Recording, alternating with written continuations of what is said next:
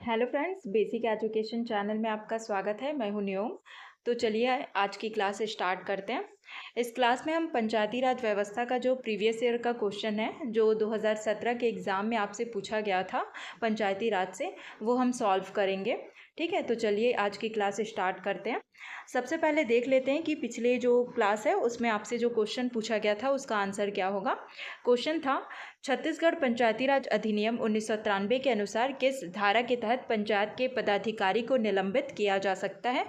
पहला धारा 35, दूसरा ऑप्शन है धारा 36, तीसरा ऑप्शन है धारा 39, चौथा ऑप्शन है धारा 22। तो इसका राइट आंसर होगा ऑप्शन तीसरा, धारा 39 के तहत जो है पंचायत के पदाधिकारी को निलंबित किया जा सकता है।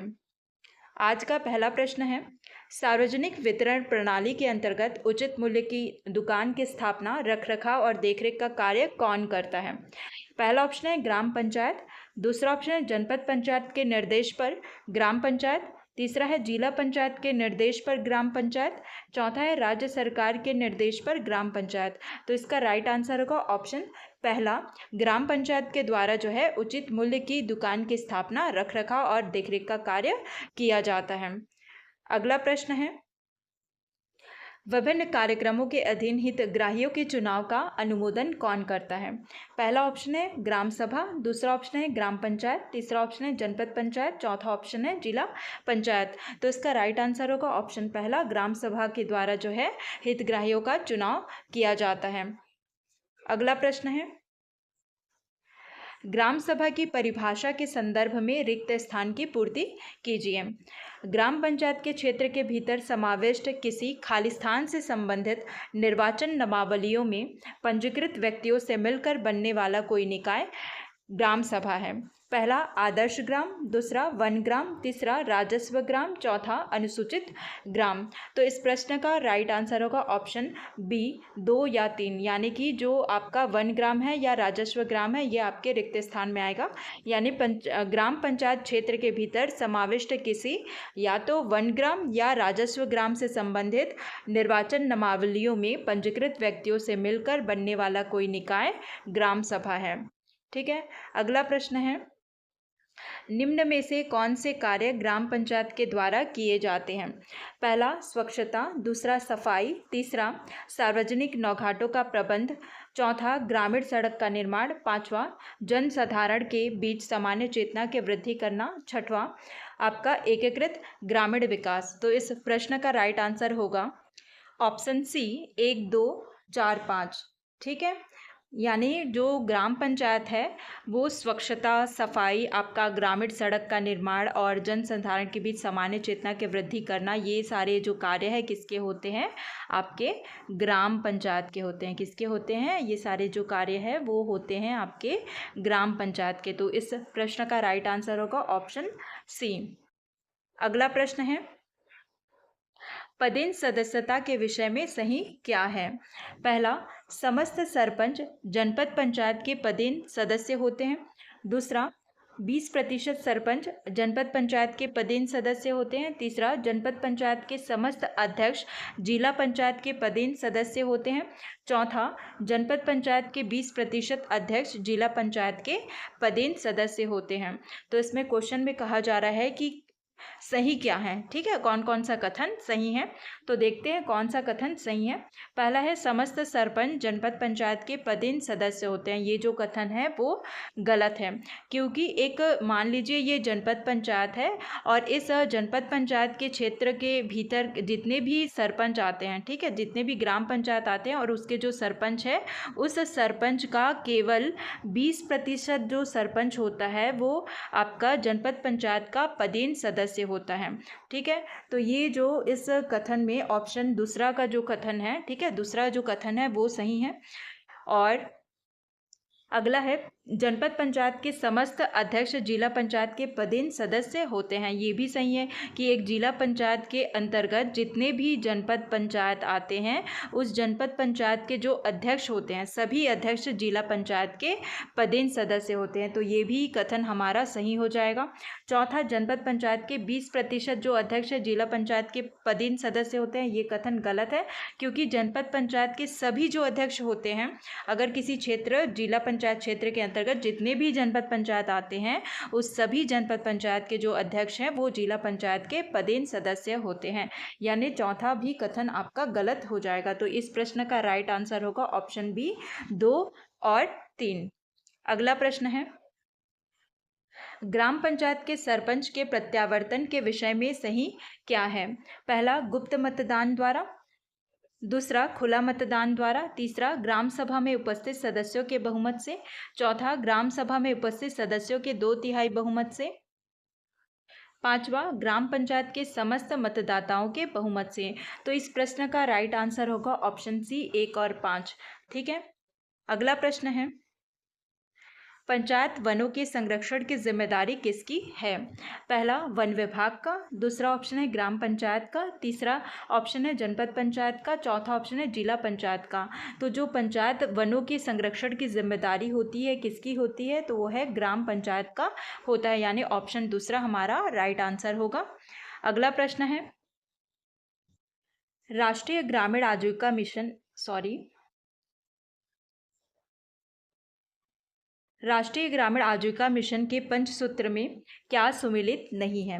पहला, नियमित साप्ताहिक बैठक, दूसरा नियमित साप्ताहिक बचत, तीसरा नियमित साप्ताहिक निवेश, चौथा नियमित साप्ताहिक लेखा संधारण। तो इस प्रश्न का राइट आंसर होगा ऑप्शन तीसरा, नियमित साप्ताहिक निवेश। ऐसा कोई भी पंचसूत्र में नहीं है। ठीक है। पंचसूत्र में क्या क्या शामिल होता है? तो वो है आपका नियमित साप्ताहिक बैठक, नियमित साप्ताहिक बचत, नियमित लेखा संधारण, और होता है चौथा नियमित ऋण वापसी, और पांचवा होता है आपका नियमित आंतरिक लेन देन। तो ये सभी जो है पंचसूत्र में शामिल होते हैं। नियमित साप्ताहिक निवेश जो है ये पंचसूत्र में शामिल नहीं होता है, इसलिए इस प्रश्न का राइट आंसर होगा ऑप्शन तीसरा। अगला प्रश्न है, सार्वजनिक वितरण प्रणाली के संदर्भ में सही क्या है? पहला, राज्य में भोजन का अधिकार अधिनियम विधानसभा में पारित किया गया है। दूसरा, प्रति इकाई प्रति किलो रुपए 1 की दर से 7 किलो चावल दिया जाता है। तीसरा, जनजातीय क्षेत्र में आयोडीन युक्त नमक मुफ्त दिया जाता है। चौथा, जनजातीय क्षेत्र में प्रति किलो रुपए 5 की दर से 2 किलो चना दिया जाता है। तो इस प्रश्न का राइट आंसर होगा ऑप्शन डी 1, 2, 3, 4। ठीक है। अगला प्रश्न है, सरस्वती साइकिल योजना के बारे में सही क्या है? पहला, साइकिल छात्राओं को निःशुल्क दी जाती है। दूसरा, यह समस्त शालाओं में अध्ययनरत छात्राओं को दी जाती है। तीसरा, यह कक्षा 9वीं में प्रवेशित छात्राओं को दी जाती है। चौथा, यह अनुसूचित जाति व अनुसूचित जनजाति की छात्राओं को दी जाती है। पांचवा, यह अन्य पिछड़े वर्ग की छात्राओं तथा सामान्य वर्ग की गरीब छात्राओं को दी जाती है। छठवां, यह हायर सेकेंडरी कक्षा में अध्ययनरत छात्राओं को दी जाती है। ठीक है। क्वेश्चन में कहा जा रहा है कि क्या सही है, तो देखते हैं क्या सही है। पहला, साइकिल छात्राओं को निःशुल्क दी जाती है। बिल्कुल सही है कि जो साइकिल है वो छात्राओं को निःशुल्क प्रोवाइड किया जाता है। दूसरा, ये समस्त शालाओं में अध्ययनरत छात्राओं को दी जाती है, तो ये कथन गलत है। तीसरा, यह कक्षा 9वीं में प्रवेशित छात्राओं को दी जाती है। बिल्कुल सही है। अगला है, यह अनुसूचित जाति व जनजाति की छात्राओं को दी जाती है। अनुसूचित SC ST के सभी छात्राओं को दी जाती है। बिल्कुल सही है। पांचवा, यह अन्य पिछड़े वर्ग की छात्राओं तथा सामान्य वर्ग की गरीब छात्राओं को दिया जाता है, तो ये भी सही है। छठवां, यह हायर सेकेंडरी कक्षा में अध्ययनरत छात्राओं को दी जाती है, तो ये कथन जो है गलत है। तो हमारा राइट आंसर 1, 3, 4, 5 होगा, यानी ऑप्शन डी इसका राइट आंसर होगा। अगला प्रश्न है, महात्मा गांधी राष्ट्रीय रोजगार गारंटी योजना छत्तीसगढ़ में फरवरी 2006 में लागू की गई। प्रथम चरण में यह राज्य के 11 जिलों में लागू किया गया। निम्न सूची में से कौन से जिले इसमें सम्मिलित नहीं थे? पहला ऑप्शन है बस्तर, बिलासपुर, दंतेवाड़ा, धमतरी। दूसरा ऑप्शन है जशपुर, कांकेर, कबीरधाम, कोरिया। तीसरा ऑप्शन है रायपुर, कोरबा, महासमुंद। चौथा ऑप्शन है आपका रायगढ़, राजनांदगांव और सरगुजा। तो इस प्रश्न का राइट आंसर होगा ऑप्शन तीसरा, रायपुर, कोरबा, महासमुंद। इस जिले में जो है आपका महात्मा गांधी राष्ट्रीय ग्रामीण रोजगार गारंटी योजना जो छत्तीसगढ़ में लागू किया गया था 2006 में, तो प्रथम चरण में ये जो जिले हैं वो शामिल नहीं थे। ठीक है। कौन कौन से जिले शामिल थे तो देखते हैं। आपके जो बस्तर संभाग है, कौन सा संभाग? बस्तर संभाग के कितने जिले शामिल थे? तो बस्तर संभाग के 3 जिले। कौन कौन से जिले? बस्तर, दंतेवाड़ा और कांकेर। ठीक है। और आपका जो दुर्ग संभाग है, दुर्ग संभाग के कितने जिले शामिल थे? तो वो है 2 जिले। ठीक है, कौन कौन सा जिला? तो वो है राजनांदगांव और कबीरधाम। और आपका रायपुर जो संभाग है उसका केवल एक जिला शामिल था। कौन कौन सा जिला? वो है धमतरी। कौन सा जिला? धमतरी। और आपका बिलासपुर जो संभाग है, बिलासपुर संभाग का जो 2 जिले शामिल थे, एक है आपका बिलासपुर और एक है रायगढ़। और आपके सरगुजा जो संभाग है उसके 3 जिले शामिल थे। कौन कौन से? सरगुजा, जशपुर और कोरिया। तो ये जो 11 जिले हैं उसी में पहले चरण में 11 राज्य के जो 11 जिले हैं उसी में लागू किया गया था क्या? महात्मा गांधी राष्ट्रीय ग्रामीण रोजगार गारंटी योजना। ठीक है, अगला प्रश्न है, प्रधानमंत्री आवास योजना के विषय में सही क्या है? पहला, आर्थिक सामाजिक जनगणना 2011 के आधार पर हितग्राहियों का चयन किया जाता है। दूसरा, बेघर लोगों को मकान के लिए राशि दी जाती है। तीसरा, पिछड़ी जाति और भिखारी को मकान के लिए राशि दी जाती है। चौथा, राशि किस्तों में दी जाती है। तो इस प्रश्न का राइट आंसर होगा ऑप्शन डी, 1, 2, 3, 4 सभी जो कथन है वो सही है। क्योंकि जो प्रधानमंत्री आवास योजना है, इस आवास योजना में जो है हितग्राहियों का जो चयन है वो 2011 की जनगणना के आधार पर किया जाता है। और जो भी हितग्राही है उनको जो पैसे हैं किस्तों में दी जाती हैं मकान बनाने के लिए। तो इसका राइट आंसर ऑप्शन डी होगा। अगला प्रश्न है, महात्मा गांधी राष्ट्रीय ग्रामीण रोजगार गारंटी योजना के संदर्भ में क्या सही नहीं है? पहला, व्यक्तियों को वर्ष में कम से कम 150 दिन का रोजगार दिया जाता है। दूसरा, यह अकुशल शारीरिक श्रम से संबंधित है। तीसरा, मजदूरी का भुगतान बैंक या डाकघर बचत खाता के माध्यम से किया जाता है। चौथा, मजदूरी और सामग्री का अनुपात 50:50 का होता है। पांचवा, मांग करने पर 1 सप्ताह के भीतर रोजगार दिया जाता है। छठवां, मनरेगा लोकपाल की व्यवस्था की गई है। तो इस क्वेश्चन में कहा जा रहा है कि क्या सही नहीं है। तो देखते हैं क्या सही नहीं है। पहला है, व्यक्तियों को वर्ष में कम से कम 150 दिन का रोजगार दिया जाता है, बिल्कुल सही है। दूसरा, यह अकुशल शारीरिक श्रम से संबंधित है, बिल्कुल सही है। तीसरा है, मजदूरी का भुगतान बैंक या डाकघर के बचत खाता के माध्यम से किया जाता है, ये भी सही है। और चौथा है, मजदूरी और सामग्री का अनुपात 50:50 का होता है। तो ये जो कथन है वो गलत है। मजदूरी और सामग्री का जो अनुपात है वो होता है आपका 60:40 का। कितना? 60:40 का होता है। पांचवा है, मांग करने पर 1 सप्ताह के भीतर रोजगार दिया जाता है। तो ये भी कथन गलत है, क्योंकि मांग करने पर 15 दिन के भीतर रोजगार प्रोवाइड किया जाता है। छठवा है, मनरेगा लोकपाल की व्यवस्था की गई है, ये भी सही है। तो इसमें कथन में क्या है, क्या सही नहीं है? तो हमारा चौथा पांचवा सही नहीं है, यानी ऑप्शन सी हमारा राइट आंसर होगा। अगला प्रश्न है, भारत के संविधान का 73वां संशोधन अधिनियम निम्नलिखित में से भारत के संविधान में कौन सा भाग अंतर्क्षेपित करता है? पहला 9वां, दूसरा 10वां, तीसरा 11वां, चौथा 12वां। तो इस प्रश्न का राइट आंसर होगा ऑप्शन पहला 9वां भाग। ठीक है, 73वां संविधान संशोधन द्वारा भारतीय संविधान में कौन सा भाग जोड़ा गया? तो है 9वां भाग जोड़ा गया। ठीक है, अगला प्रश्न है, सूची 1 को सूची 2 से सुमेलित कीजिए और नीचे दिए गए गुट की सहायता से सही उत्तर का चयन कीजिए। पहला है आपका 243 का, जिसको हम ए बोल सकते हैं। ठीक है, आपका दूसरा है 243 ख, तो ये है आपका बी। ख मतलब बी। आपका 243 ग को क्या बोल सकते हैं? सी। और आपका 243 घ, तो इसको बोल सकते हैं डी। तो सूची 2 से मिलाना है, यानी पंचायतों की संरचना, सीटों का आरक्षण, पंचायत का गठन और ग्राम सभा। ठीक है, ये सब दिया गया है। सूची 1 को सूची 2 से मतलब मिलाना है। तो देखिए, पहला क्या है? पंचायत की संरचना। पंचायत की जो संरचना है किसमें बताया गया है? तो 243 ग यानी सी आपका पहला का 3 हो जाएगा।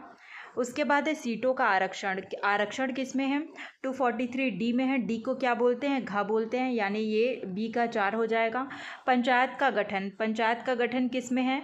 आपका ये 243 ख। ख मतलब बी, तो ये आ जाएगा 2। और ग्राम सभा का गठन ये किस में है? ग्राम सभा 243 ए में है। ए को क्या बोलते हैं? 243 क। तो इसका राइट आंसर होगा ऑप्शन सी, 3421। ठीक है, अगला प्रश्न है, सूची 1 को सूची 2 से सुमेलित कीजिए और नीचे दिए गए कूट की सहायता से सही उत्तर का चयन कीजिए। धारा 37, धारा 38, धारा 39 और धारा 40। और सूची 2 में है आपका पंचायत के पदाधिकारियों का निलंबन, दूसरा है पंचायत के पदाधिकारियों का हटाया जाना, तीसरा है रिक्तियों का भरा जाना, चौथा है पंचायत के पदधारियों का द्वारा त्यागपत्र। तो देखिए, पंचायत के पदाधिकारियों का निलंबन किस धारा के तहत किया जाता है, तो वो है आपका धारा 39। तो ए का क्या हो जाएगा आपका, ए का हो जाएगा 3। उसके बाद है पंचायत के पदाधिकारियों का हटाया जाना। तो हटाया जाना किस में है, धारा 40 में है। किस में है, धारा 40 में। तो आपका बी का कितना हो जाएगा, आपका 4 हो जाएगा। उसके बाद है रिक्ति का भरा जाना, ये आपका धारा 38 में है। किस में है, 38। तो ये है आपका सी का 2 हो जाएगा। फिर डी का क्या हो जाएगा, 1। पंचायत के पदाधिकारियों द्वारा त्यागपत्र, ये आपका धारा 37 में है। तो इस प्रश्न का राइट आंसर होगा ऑप्शन ए। तो आपके लिए आज का प्रश्न है, निम्न में से कौन सा कथन गलत है। पहला, ग्राम पंचायत के प्रथम सम्मेलन में नवनिर्वाचित पदाधिकारी को शपथ दिलाया जाता है। दूसरा ऑप्शन है, ग्राम पंचायत के प्रथम सम्मेलन तिथि से उसके कार्यकाल अवधि की गणना की जाती है। तीसरा ऑप्शन है, यदि सरपंच सामान्य वर्ग का है तो निश्चित रूप से उपसरपंच अनारक्षित वर्ग से निर्वाचित किया जाएगा। चौथा, इनमें से कोई नहीं। तो इसका राइट आंसर आपको कमेंट सेक्शन में बताना है कि क्या सही होगा। तो आज के वीडियो में बस इतना ही। वीडियो अगर पसंद आया होगा तो वीडियो को लाइक शेयर करें और चैनल को सब्सक्राइब ज़रूर करें। मिलते हैं अगले वीडियो में। Thank you.